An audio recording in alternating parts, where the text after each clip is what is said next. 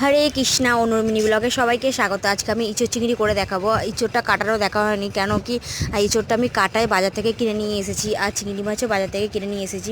ইঁচড়টাকে আমি 100-এর মধ্যে 80% সিদ্ধ করে নেবো নুন হলুদ দিয়ে। তারপরে দেখো এখানে চিংড়ি মাছটাকেও ধুয়ে পরিষ্কার করে ভালো করে ভেজে নিয়েছি। তারপরে পেঁয়াজটাকেও গ্রেটে করে নিয়েছি, টমেটোটাকেও গ্রেট করে নিয়েছি। তারপরে ফোড়ন দিয়েছি, জিরে আর শুকনো লঙ্কা দিয়ে ভালো করে দিয়ে তারপরে পেঁয়াজ আর টমেটোটা দিয়ে নাড়াচাড়া করে তারপর আলু দিয়ে ভালো করে নাড়াচাড়া করে তারপরে একটা বাটিতে আমি আদা রসুন বাটা, জিরে গুঁড়ো, ধরে গুঁড়ো, লঙ্কা গুঁড়ো ভালো করে গুলে রেখেছিলাম 10 মিনিট। সেটা দিয়ে ভালো করে কষিয়ে ইঁচড়টাকে দিয়ে চিনিটাকে দিয়ে ভালো করে কষিয়ে তারপর একটু জল দিয়ে ঢাকা দিয়ে তারপরে কিছুক্ষণ হয়ে গেলে নামিয়ে দেবো। আর তোমরা please like, comment and subscribe করে দিও। দেখো ইঁচড়টা কি তরকির কালারটাও কি সুন্দর এসেছে, খেতেও খুব দুর্দান্ত হয়েছে। তোমরা সবাই ভালো থাকবে। Tata, by.